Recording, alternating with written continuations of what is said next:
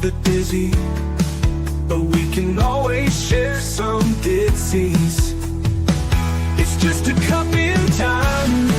This song doesn't have to run. Life's all of us, not every moment we can be feeling fine.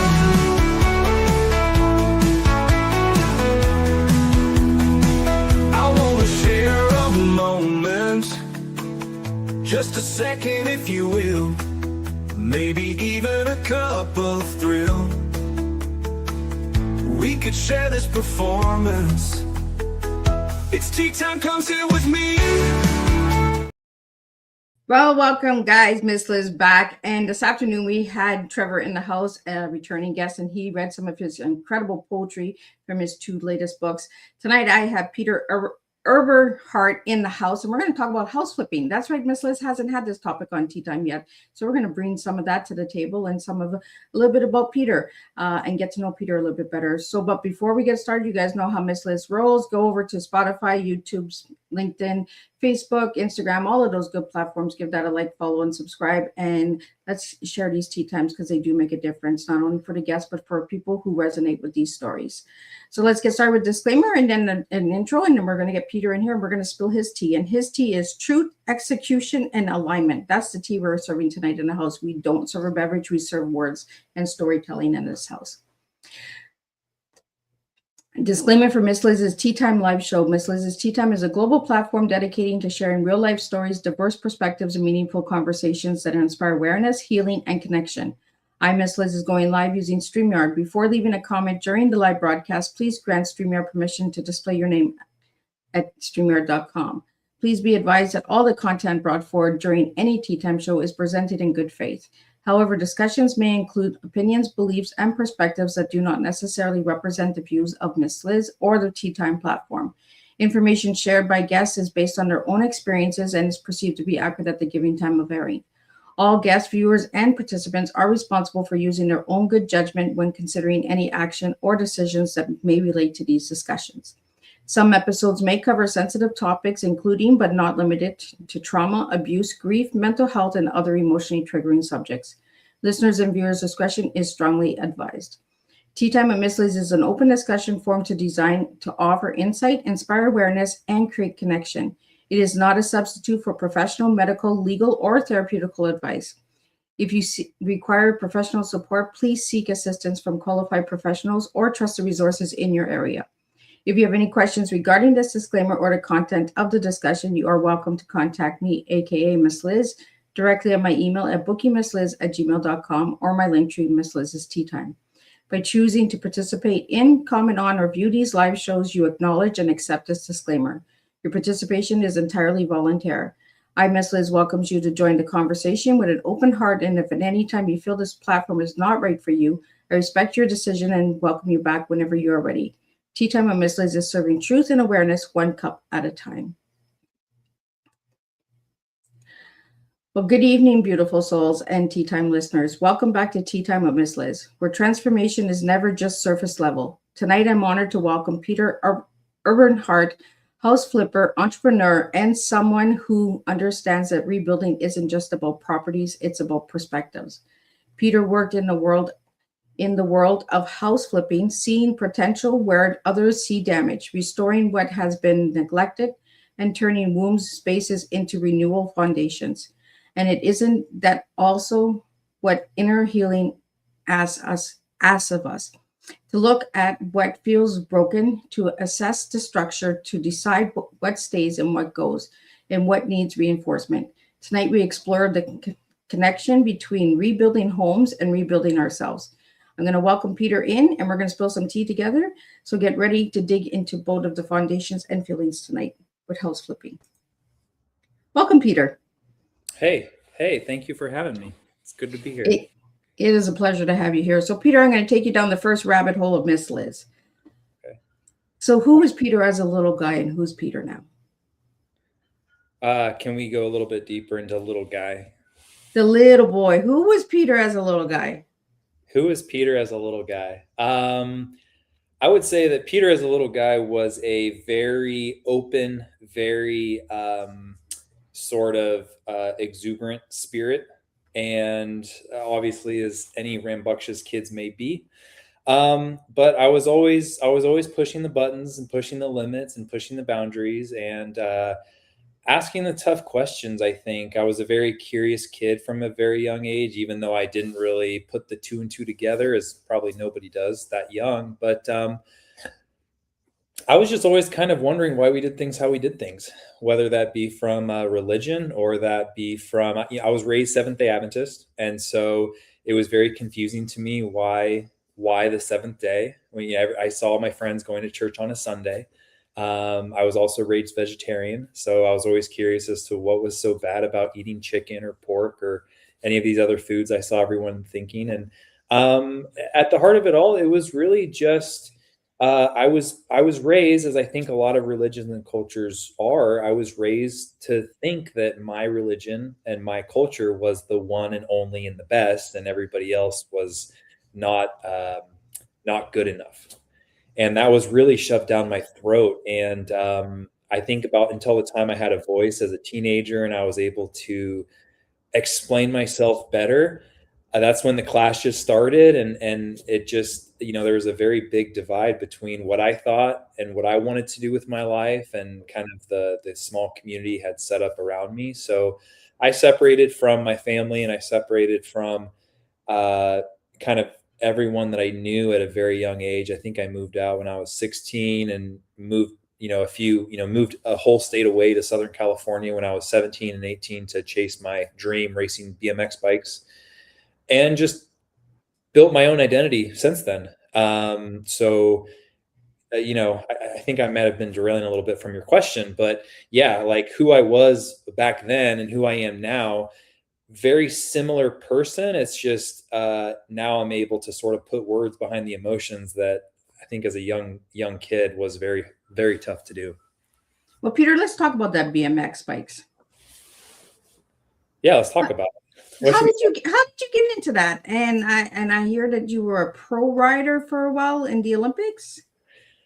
Not in the Olympics. I was Olympic hopeful. So that was my vision, was like, I'm going to make it to the Olympics.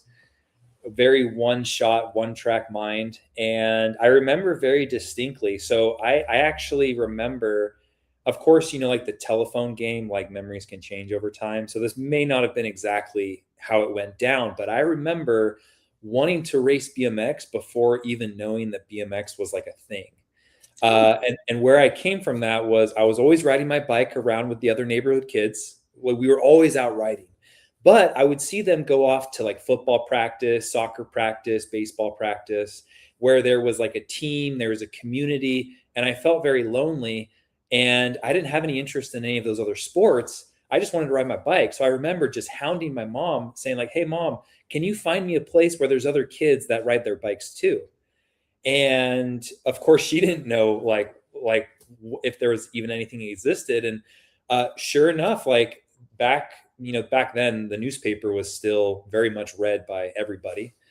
And I think my mom found a local advertisement in the paper for the BMX track, which just so happened to be right next to the baseball fields. And I was playing a little bit of baseball, and I totally did not like it. I wasn't enjoying myself. I wasn't any good at it. And so it was about all the same time where I was like short of begging her to go find something where I could ride my bike with other kids. And there was an advertisement in the newspaper. So we just went down. There was a track about 20 minutes from my house.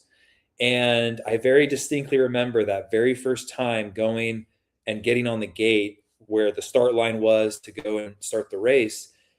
I didn't know anything about the sport, but I was like, this is it. Like, this is what I'm going to do. Like, very confident.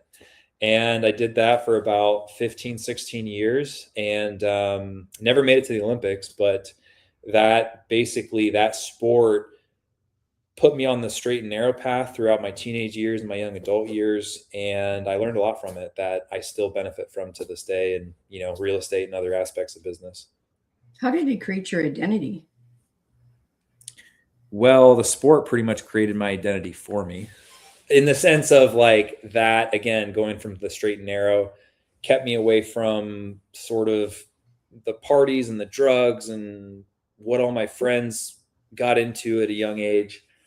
And I did have the identity around my bicycle. So when it came time to it that I was burning myself out from taking it too seriously, but I didn't know that I was burning myself out. And it took something as massive as COVID to basically show me about how disconnected I was from myself. And I was taking it way too seriously. I wasn't having fun anymore. I was so focused on getting to the Olympics. Like I was way too serious about it. And so separating myself from the sport, like after I hung up the bike and I stopped racing, to becoming somebody that has a purpose and an identity that didn't include racing, and it not even included real estate. It was like, no, like who really is Peter? And my favorite question to ask myself is, who was Peter before he was given the name Peter at birth? Like before that label was put onto Peter, right?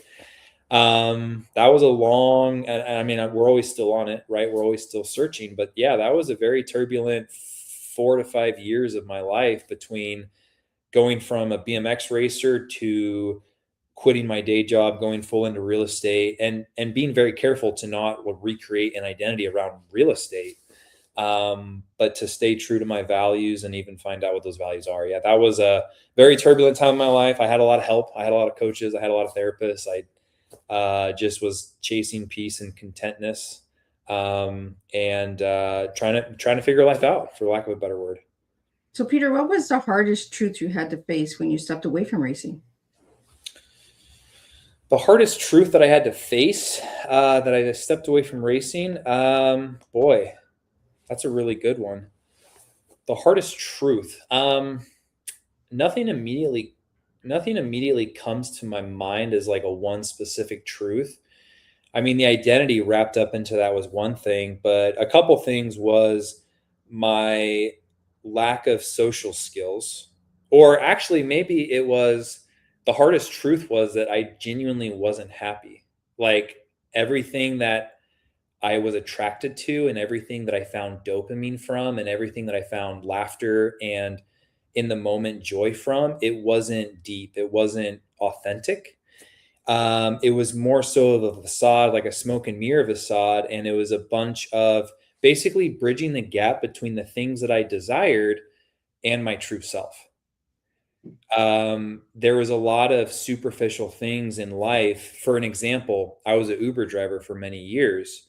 So being an Uber driver, that put me in the social settings, that put me in the party scenes, that put me where there was a lot of dopamine and money's coming in, and there's, alcohol going everywhere, and you got beautiful girls and beautiful guys and beautiful people coming in and out of your car all the time. And I really, again, I was very lonely. So I wanted to make friends, but the second that I would try to start to make any type of friendship or relationship, it just felt very unnatural. It felt very fake, and it didn't excite me whatsoever. Like I was pretending and modifying my behavior all the time because I didn't know that it was okay to be my authentic self. I didn't know that it was okay to I didn't know that I was valuable enough to just be myself. So I was always trying to be somebody else. And it took me a long time to really pin that down. So that was a pretty hard truth, was like, hey, you actually don't know who you are, and you're not as confident as you think you are. So that was the first time that, when I was able to put those pieces together and come to sense that I'm not the person that I put myself out to be, I think is when I started to actually make progress in my spiritual journey. And how old were you when you found that spiritual journey? Oh, 20, 26, 27. Oh, that's an age where I too was like, I can do stuff now. But before that, it was like, who can I impress? Who am I going to make happy? Right. The people pleaser. Yeah. Mm-hmm. And then you get to a certain age and you look in the mirror and you're like, who the heck am I? Yeah. Big difference. And I think that we're always going to be rebuilding that identity. Every 5 years, 10 years, whatever the chapters are in life, there's always going to be a reset. I don't know if that ever goes away. But I'm definitely a lot better now at just being not being authentic, but feeling safe in my authentic self. That makes a lot of sense. Because a lot of people say, I'm authentic. But then when they look in the mirror, they're like, what the heck am I doing? Like, who do I have to please today, right? To get to that seat. And You know, a lot of words are used in today's society, and I look at them and I'm just like, why are you using that word when you don't even believe in yourself, when you don't have the faith in yourself, but yet you want everybody to think that you're that person, right? Yeah. So that's why I like having these deep, dark teas with my guests, and I like to take them down rabbit holes and get to know you guys, not just as a content. You know, I want to know my guests as people, you know, and their journeys and what got you onto your journey, Peter. So you said 26. So what happened in 26? Is that when you bought your first house? No, that's not. I mean, that's when I bought my first actual investment property. I bought a fourplex. And I think, yeah, 20, maybe I was a little bit younger, 25. I could do the math, but it's irrelevant. I bought my first condo when I was 19 years old, and I bought my first fourplex, yeah, when I was 24, 25. And I guess going back to your question of hard truths, another hard truth was facing that I was a holic. I was a workaholic. Like, I was so addicted to escaping my reality, and I was so addicted to escaping all of the those unpleasant feelings, right? I was addicted to escaping the unpleasant feelings, the unpleasant identity that I put out for myself through work. So at first that was Uber. Uber, it was so easy to just flick it on, go drive for 20 hours straight, and just feel so numb in your mind. And because the moment that I wasn't working and I had to sit with my thoughts, it was the most uncomfortable silence of emptiness and despair that I just didn't know what to do with it. And so that workaholism, a lot of times society would label me as successful. I was buying real estate. I had a lot of money. I had a lot of cars. And I was so miserable that, like, deep down, I'm like, man, if this is what success is, like, I want nothing to do with it. Like, I want nothing to do with it because I'm miserable, and I was crying out for help, but I didn't know how to ask for help because I didn't have any friends. I was always working. And when I was around people, I felt disconnected and I couldn't talk to them. So being able to figure out how to not leverage my workaholism, but how to curb it, and how to rest intentionally, to sit with myself, to learn myself. It was after that fourplex, after I renovated it and I started to, I got the cash flow coming in. I'm like, man, I want to do that again. And so I started chasing down the next thing, which was buying bigger apartment buildings and being able to turn around these massive assets, these 90 unit, 100 unit apartment buildings. And again, having success with it and being labeled as successful. And I'm like, okay, there's a cycle here. There's a pattern. What do we need to do to stop it? And I was always searching for, like, a label. I was always searching for a sentence that could sum up how I felt, why I was feeling that way, and how to get out of it. And I searched for that sentence for years. And through therapy, through high performance coaching, through natural plant medicine, really understanding why my nervous system would just freak out when it came close to any other human, whether that be in a business setting, in a personal setting, in a friendship setting, relationship setting, like whatever it was. It was really like understanding why, where that trauma came from, how that affected me today. I'd always labeled my childhood as like, okay, like I definitely had a lot of needs that didn't get met, as everybody does, right? Everybody has needs that don't get met, but it's understanding what exactly those needs were and not why they didn't get met, because that's a little open for interpretation, but like, what are we going to do about it now to take control now, to, self-fulfill, to reach out, ask for help, or understand boundaries to get those needs met. So like, the workaholic part, and, around that time, like I'm about 30 and a half years old now. So like that 25 to 30-year-old, that's the part of me that I was very intentional on finding peace and contentness. Cause I knew that, like I said, whatever I want to put my mind to, I know that I can do it. Like whether it's money, status, success, materialistic things, but I'm like, how do I feel safe with connection? Like, how do I feel safe in a partnership, how do I feel connected just in general, whether that be to the world around me, to the, the people that I'm hanging out with. And that was a very raw journey for me. And I'm not over it, right? Like I'm always going to be finding out about myself, but like right now I have a life partner, and I am just now piercing the tip of like what it actually means to not only be connected to somebody and feel validated and seen and understood and loved, but what the impact that has on my organization, the people I interact with on the day to day, how I feel about myself. Like, it's incredible. And finding out about myself and chasing my own traumas, it really also allowed me to see the need in the world for, just for transparency, for compassion, and just for an empathetic understanding that is, I don't know why our like the Americans, don't get me started on this Western world. And I'm in Canada. yeah, you start traveling to other countries and other cultures, and you start like really seeing how other people carry themselves and how they live their lives. And I'm not quite sure how the Western world got so effed. But there's a definite need for, people to be seen, heard, understood, accepted, and loved. So yeah, we could take that in any direction we want, but, I digress. Well, Peter, when you were a workaholic, I'm a workaholic, and I do it because it keeps the noise. It doesn't get quiet, right? It doesn't make you think about stuff. So I just like to work and work and work and work, so I don't have to deal with that heavy stuff.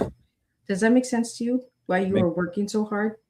Well, that's the reason why. I mean, that's why I labeled it as workaholic, because I think of like what defines a holic, and like Dr. Gabor Mate. I'm not going to phrase that brilliant mind, but I'm a big supporter and fan of Dr. Gabor Mate, and talking about the definition of addiction is a temporary relief from a undesirable feeling or pain, and whatever substance that you need to do that. Like, you can be addicted to working out, you can be addicted to running, you can be addicted to working, you can be addicted to drugs.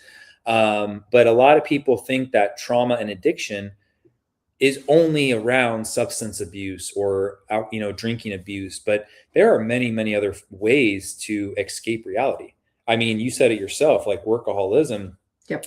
I could identify with Uber, and now that I'm really getting my real estate business like going in the path that I want it to go, I struggle with the same workaholic tendencies. I get in front of my computer at 8 o'clock in the morning, and before I know it, it's 8 o'clock at night, and I just want to keep going.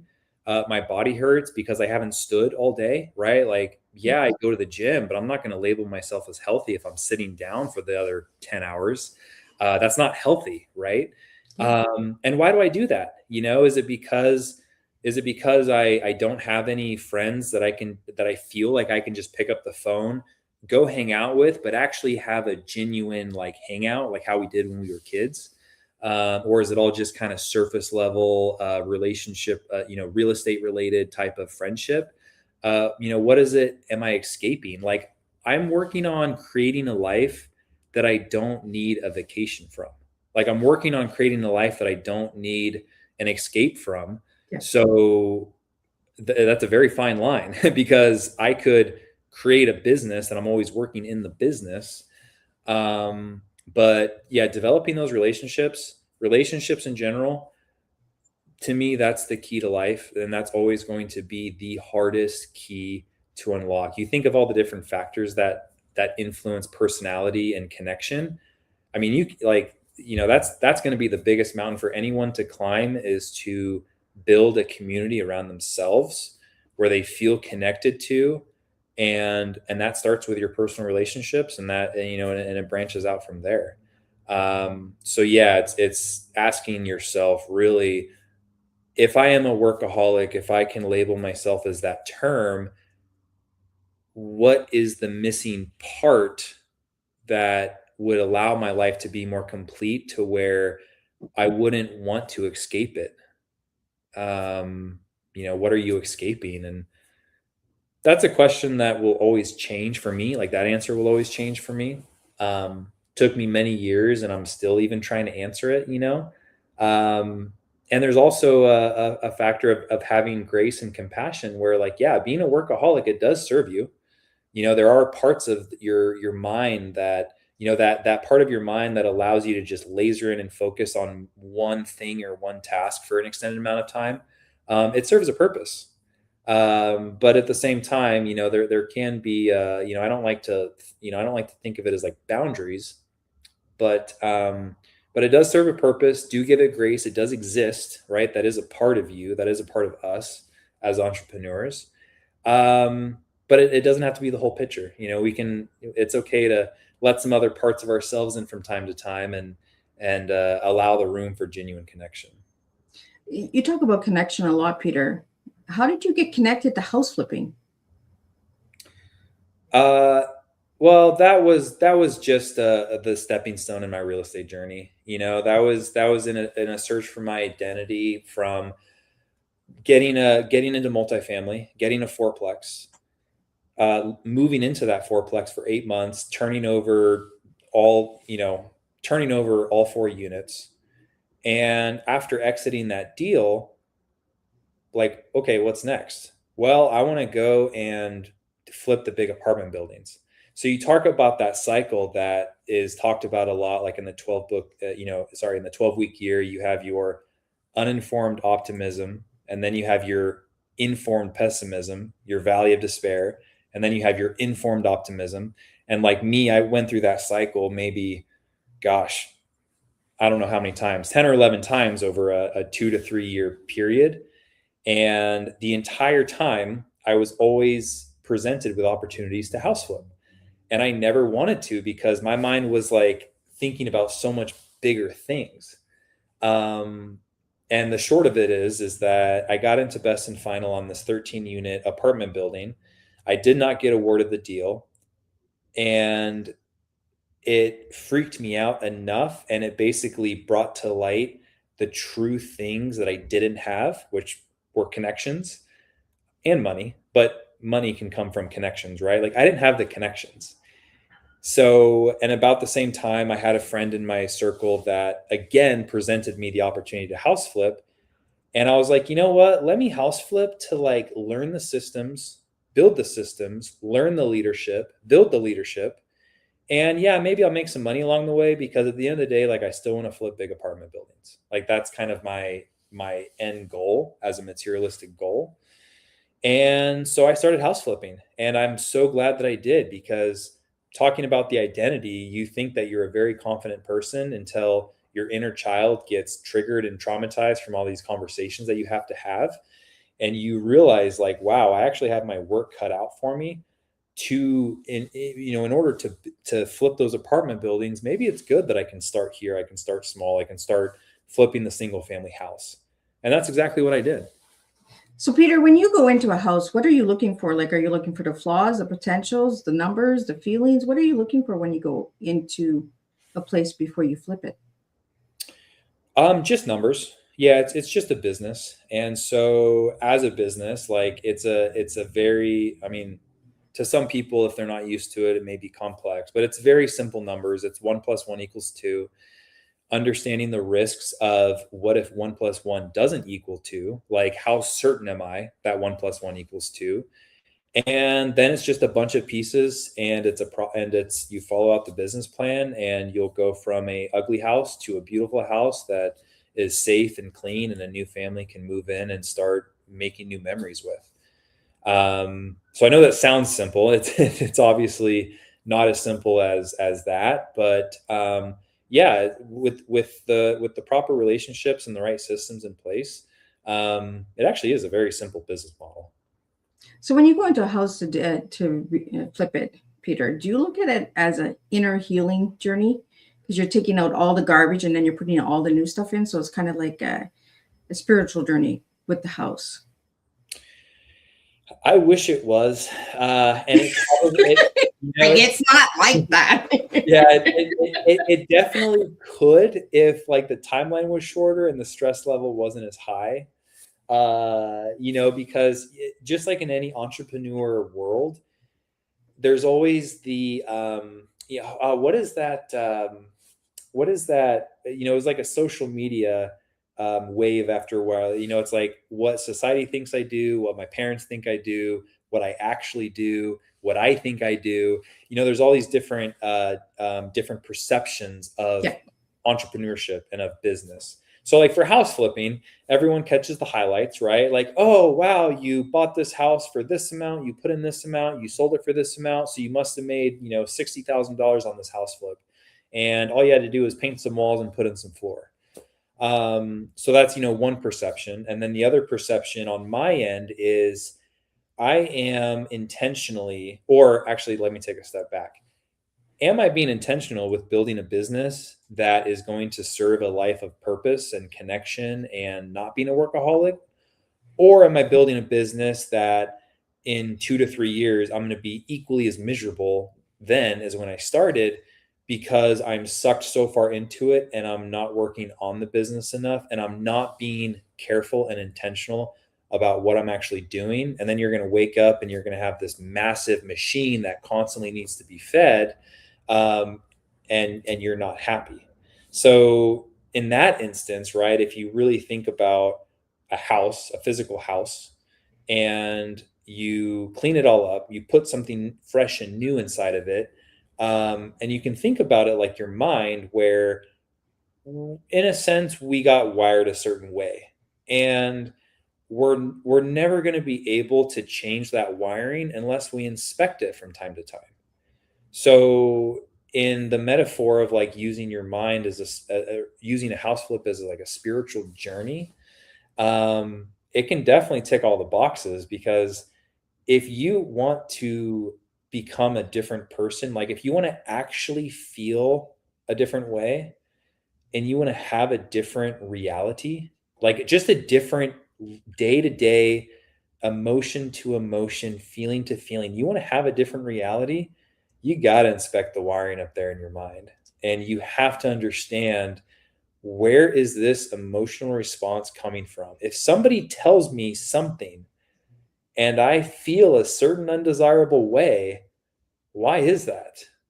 And then once you find that out, how are you going to rewire it so that you have a different emotional response? And there's a very clear example from this. I'll give a very clear example. So talking about actual alcoholism, right? Talking about drinking, that's a very shallow, superficial topic that as a kid, needless to say, like a lot of my friends, I watched a lot of my friends, unfortunately, lose the battle to alcoholism and drugs. And I didn't understand why. I didn't ask questions. All I could see is that as soon as they started drinking, they became somebody that they were not when they weren't drinking. And I wasn't, this was when I was like 13, 14 years old. So I wasn't old enough to kind of put the finger on it. All I knew is that wasn't real. And if it wasn't real, it wasn't safe. So I would distance myself from it. And as a by emotion to that, like I would get really angry or very upset if somebody drank, because I just wanted the best for them. And I was like, why are you doing that to yourself? And before I knew it, that had carried all the way up to when I was in adulthood, to where that prevented me from connecting. So it could even be as simple as just a social drink, a social setting where somebody would casually be socially having a glass of wine. I'll even take it a step further. I could be making a new connection with somebody, a stranger. And the minute that they mentioned any story of like, oh yeah, like this one time I was just having a couple beers with my friends, I would instantly shut off, close all connection, and walk away with like a very angry feeling in my chest. So you can imagine, like, especially in today's world, there was no way in hell that I was making any type of friends. And I had put myself up on a pedestal almost, like I was better than everybody because I didn't drink. And my therapist and my coaches, they helped me like verbalize that. And I was like, whoa, like that's not factual, but that's actually how I feel. Yeah. And why do I feel that? I did some investigative work. I dug deep. I filled up a bunch of, notepads and pages of like my inner feelings. And now someone can, I mean, my girlfriend, like she was out until 4 a.m. catching up with some of her friends, and they probably, got hammered with 2 or 3 bottles of wine. And I love her all the more the same. And I don't have any physical response to drinking. So sometimes I just take a moment, like I listen to my heart, and I kind of, I feel it, and I feel it calm when there's talk of drinking or drugs. And I'm like, man, I don't have any like physical response. Like that is a tangible thing that I can feel from like the result of my hard work to like understand my mind. So just like a house as a way to bring this back around, yeah, like if you have to understand what clutter is up in your mind, and you have to be able to remove it to let way for the good if you want to become somebody that you are not today. I kind of like that you went back to the house, because it goes back to the house inspection. The house inspection is within ourselves. We're the house of our body. Yeah. You know, and the healing that we bring. And that's why I asked if it was a spiritual journey for you, because when you go in, you gut a place and you flip it over in the picture that I put on your flyer, Peter, where the before and after, that's what the house feels like. Like it went through hell too. Yeah. To come into this beautiful place, right? Yeah. You had to tear the walls down. You had to replace some of the bathrooms, toilets and stuff like that, or sinks, right? So that's kind of like our healing journey within ourselves. We got to get rid of stuff in order to heal ourselves. And that's what I kind of got when I did my homework on you, Peter, was that the flipping of the houses was kind of like your connection of what can I tear apart and tear out of me, and then put it back in and make it look better. It's so weird that I never put it together like that. Like I know that before, when you and I were kind of putting this together, which I'm very grateful for, by the way. And you were kind of asking me these questions, like I would answer them, but I wouldn't actually make that connection. And it's so funny because I'm actually in the middle of a project right now where it's my heaviest rehab that I've ever done. We're putting in $80,000 to this house. And I bid on this house, and I bought this house sight unseen.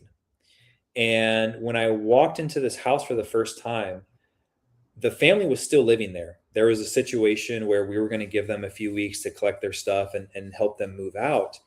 And there was literally daylight coming in through the ceilings. The bathroom faucet was leaking uncontrollably, and the water was going straight into the dirt underneath the house. Like there was no floor. And it was a single mother with 2 kids. The house is overridden by mice, roaches, termites. It was not a safe place to live. And they had been living there for 15 years. And there was nothing like mentally wrong necessarily with the mother. Like she was working, she had a stable job. It was kind of one of those situations that it started out not good. They were used to it. They put up with it, and it slowly just got worse and worse and worse over the years, to a point where if anything had continued, I am very certain like the house would have literally, the raised foundation would have rotted through, and the house would have ceased to exist. And so, thinking about a situation like that, where I'm able to help this family, I'm able to put them into a clean, safe apartment. And now I have this house that has literal holes in the ceiling. There's holes in the wall. There's holes in the floor. And I'm able to just take everything out of it. We gut the entire house. We take out all the drywall.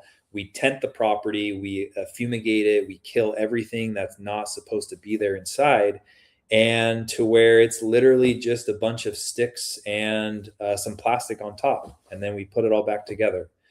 And so we're midway through this project right now, and it's going along really good. We're on time and we're on budget. And I never made that connection of like ourselves. Like if you think about that house as our mind, maybe we don't necessarily have holes in our mind at first, but once we really start to inspect it, there's a lot of gaps between our logic of who we think we are versus how we respond and how we interact to the people around us. There can be some disconnection there. So yeah, I definitely have a new way of looking at that now. And in my line of work, with how passionate I am of inner workings and how passionate I am about real estate, it's kind of astounding why I never connected it like that.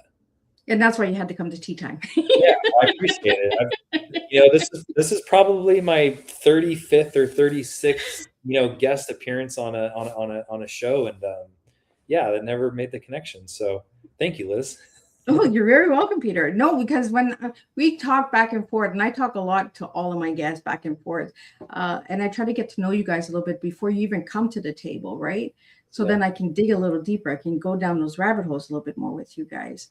And I never had house flipping, and I said, house flipping, Yeah. And then you also sent me inner trauma healing. So I was just like, oh, I bet you the house flipping has to do with the healing within himself, and he's not even realizing it. Yeah, surprise. Well, and that's why I asked your T, right? And your T that you gave me, Peter, was truth, execution, and alignment. And that has to do with all of house flipping, right? Yeah. The truth of the house. Like when you go in, you see, oh, shoot, I have a lot of stuff that I have to do with this house. I'm not going for this one because this one's just a little bit too much for my budget and in my pocket. And the execution of what the final result will be, Yeah. And to be fair, when I got into house flipping, it was strictly a business decision. It was like, hey, I want to learn these business skills. I want to learn these leadership skills. I'm going to make a little bit of money and I'm going to go flip apartment buildings. Like that was black and white in my mind. Right. And as we talked about earlier in this tea time, I was really struggling with the connection and the contribution and like my identity, like not necessarily as much as who I am, but what is my purpose here on this earth in this very short time that we have? Like, what is the whole point of life? And I thought that I had life figured out. I mean, you can go listen to some of my past episodes, and I would always say like the purpose of life is to feel emotion. So if we can't feel emotion and we're numb, like that's when suicides happen. That's when depression occurs. So like let yourself feel, like be in touch with your inner self. And that was from my own experience from being numb and understanding like even like, you look at the emotion wheel and there's so many emotions that I'm like, I don't actually know what that feels like genuinely. So I had always thought that that was the purpose of life. But as I transitioned into like my 30s and, I started being successful with this real estate business, that kind of nagging feeling of like, what is my contribution really? Like what is the purpose of life? It wasn't answered by my previous answers. And so I started house flipping from a strictly business perspective. And once I started to talk to sellers, see the situations that people were in, and I was like, oh man, like, this may not be my whole life. Like this may not be my career, but I have a chance to help these people. And I have a chance to do business fairly, to not equity strip as is very common in the industry, to have a base number and say, hey, this is what my number needs to be to grow my business. And if I happen to make more than that, I wasn't expecting that. I don't need that. I can give that back in some way, shape, or form. Whether that's donating to, donating to foundations, or even giving the sellers back more money, or, somehow just like being able to, I have this vision in my head where like over a holiday or, some period is like, I just want to be able to give like a $10,000 tip to a waitress that deserved it because she was doing everything right. Or he was, he told me my story and, maybe there's a way that I can help him chase his dreams, because I never want anybody to be held back from their dreams for something as trivial and simple as money.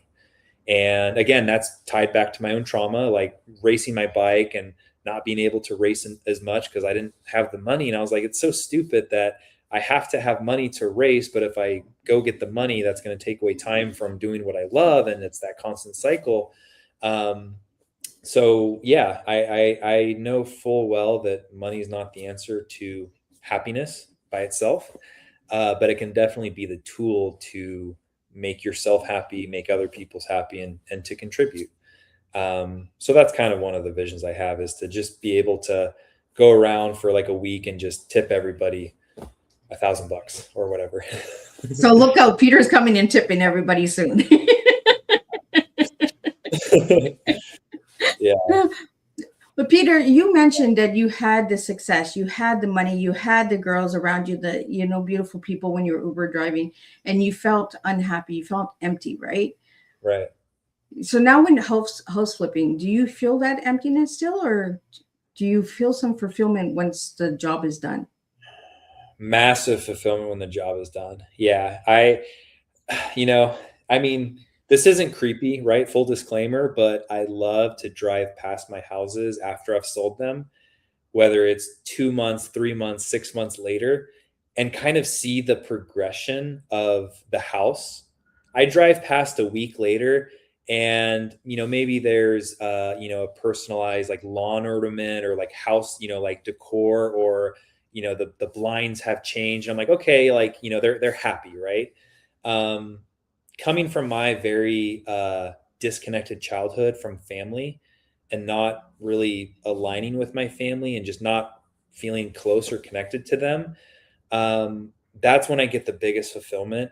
Is 6 months later, I'll drive past the house, maybe it's Christmas time, and the house is just decked out. Like, there's a tree in the front window, there's wreaths everywhere, there's like 10 cars in the driveway, and I'm like, you know what, like, they're making memories in there.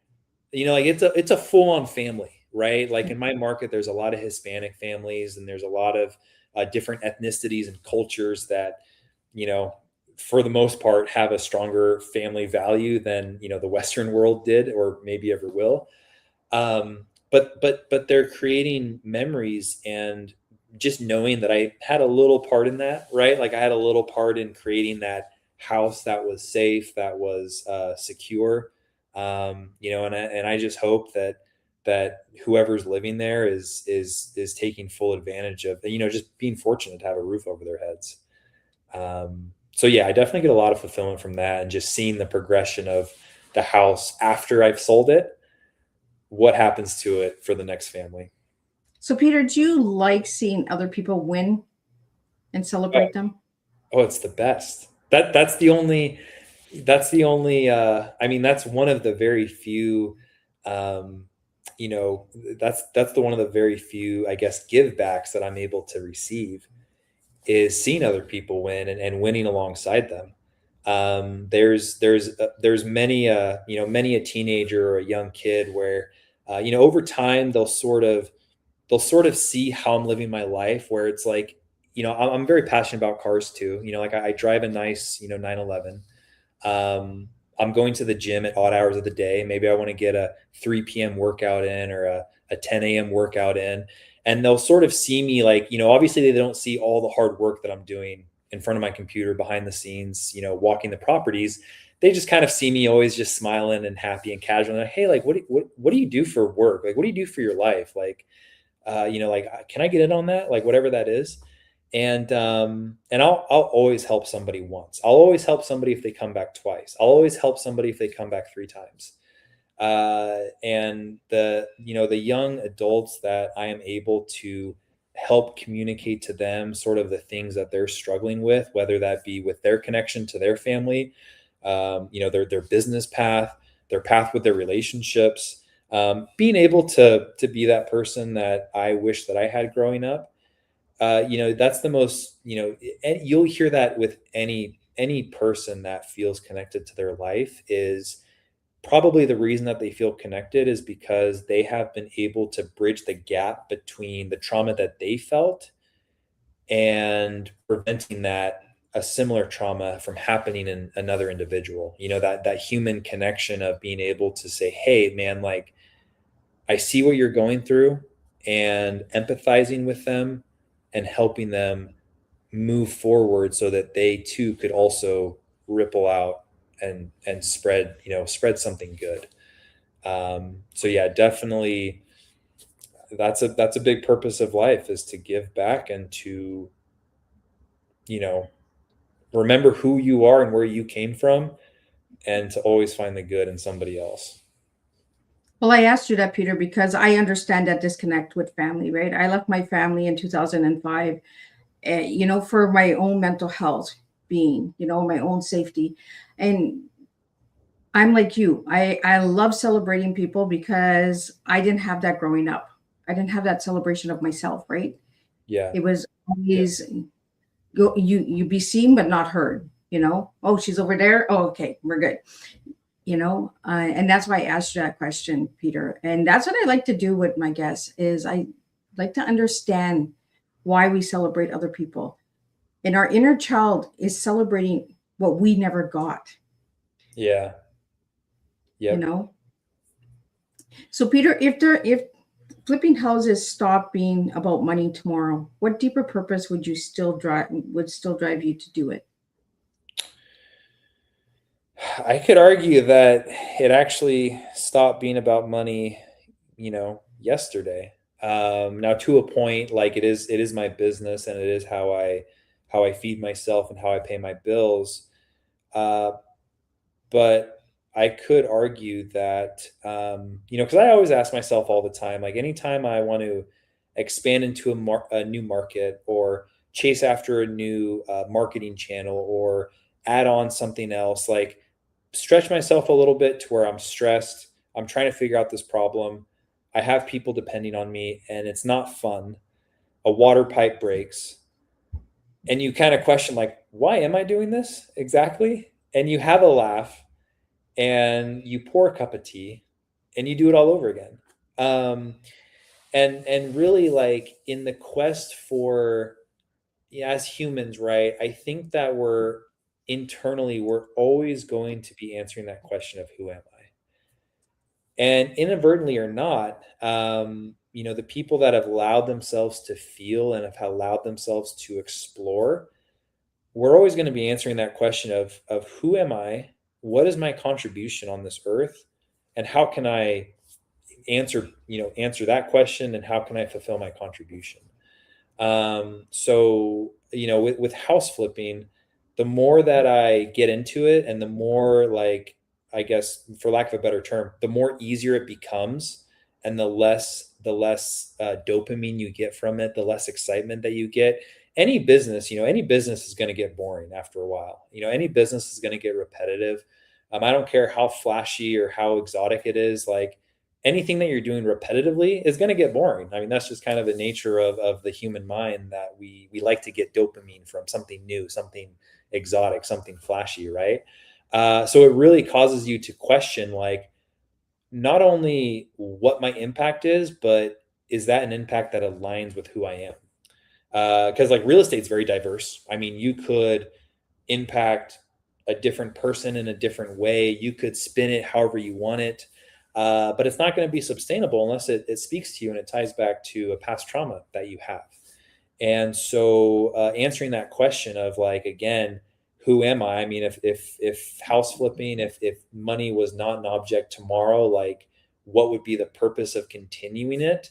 Um, I think it would be answering that call of, like, talking about the topic of housing and feeling safe. Like, as humans, four walls, like, we like to wrap ourselves up and feel safe in that way. um, it would be like, giving a damn.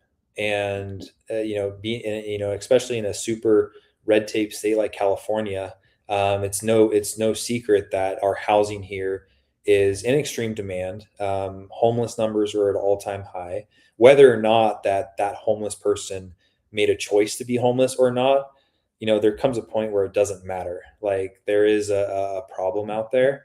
And doing business in an ethical and a fair way for all parties involved.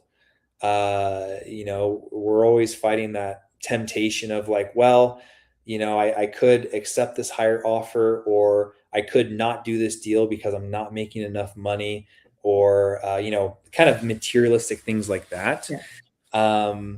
And that's always going to be a struggle in any business. But yeah, wrapping it back around to finding your purpose of, like, who am I going to help beyond the money.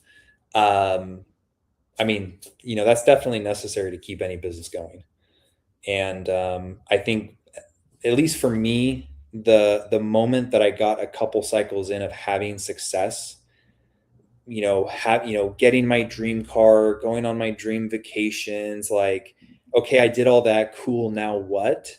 Like, I still have, don't get me wrong, like, I still have materialistic goals. Like, I still have goals that I'm going to chase after in my life, but I know very well that if and when I do get there, it's not going to mean anything if I don't have certain people around me.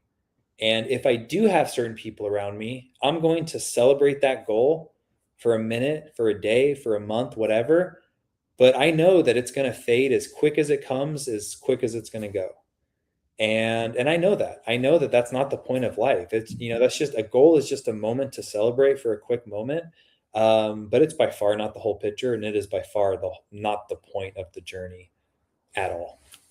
Well, Peter, you're an entrepreneur, so we know you're not just going to be doing house flipping. You're going to come up with something else, because that's what we do as entrepreneurs, right? Is we get bored.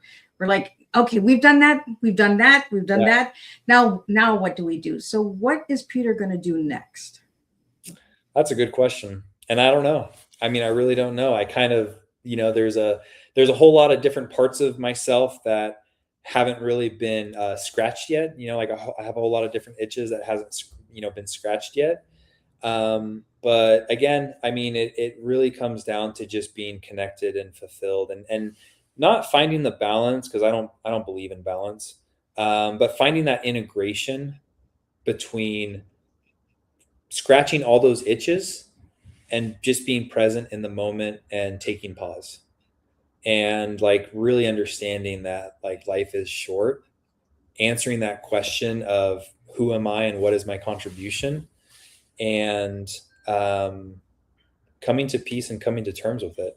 I mean, I think finding peace for me, I mean, my purpose of life is I want to be content, because I want to be content with the trajectory and pace of business and in life. Because definition of trajectory is speed and direction, right? So whether my business is going super fast or whether it's going super slow, I just want to be content with that, and being able to be present in the moment, being safe in my body so that I can be present and in the moment and spread that safety onto others. That's part of my mission statement. So Peter, for all those house flippers out there, what message do you have for them? Keep going. Keep going, and reach out. I mean, we're very good. Any entrepreneur is very good at isolating themselves. And that is the worst thing that we can do as entrepreneurs and as humans, right? There are a few nutcases out there that actually thrive on isolation, right? I was one of those nutcases myself for a very long time, where I was just so happy by myself in the middle of nowhere for weeks on end. But biologically, as humans, we need connection. We need other people around us, and not just anybody. We need a certain type of person. We need like-minded individuals that we can feel connected to and grow from and learn from. So my advice for any entrepreneur or any human listening to this, if you feel lonely, stuck, overwhelmed, pick up the phone and call somebody. Go to a restaurant and just talk to a random person. Even just a little bit of interaction and connection can go a really long way of getting out of your head. Well, I really enjoyed this tea and having you spill a good, strong cup of tea, because I never know where these teas are going to go with my guests. I just let the flow go, and I let whatever comes to the table come to the table. So thank you so much, Peter, for that. Thank you to all the listeners out there. I'm just going to do a wrap up of what tonight's tea time was, and then we're going to wrap it up. And Miss Liz will be back Tuesday and Thursday next week, and we'll do this all over again. But tonight, Peter, thank you for reminding us that restoration takes vision and courage. Flipping a house requires patience, planning, and belief in what could be. Inner healing asks the same of us. To everyone listening tonight, reflect on this. What part of your life needs renovation, not demolition? Where are you seeing damages instead of potential? What foundations are you strengthening in this season? Healing, like rebuilding, doesn't happen overnight, but with intention, what once felt unlivable can become home again. Until next time, keep rebuilding gently, keep restoring intentionally, and remember, the greatest flip you will ever work on is yourself. So thank you guys for tuning in, and I'll see you guys same time, same place, and we'll do this all over again. Thank you.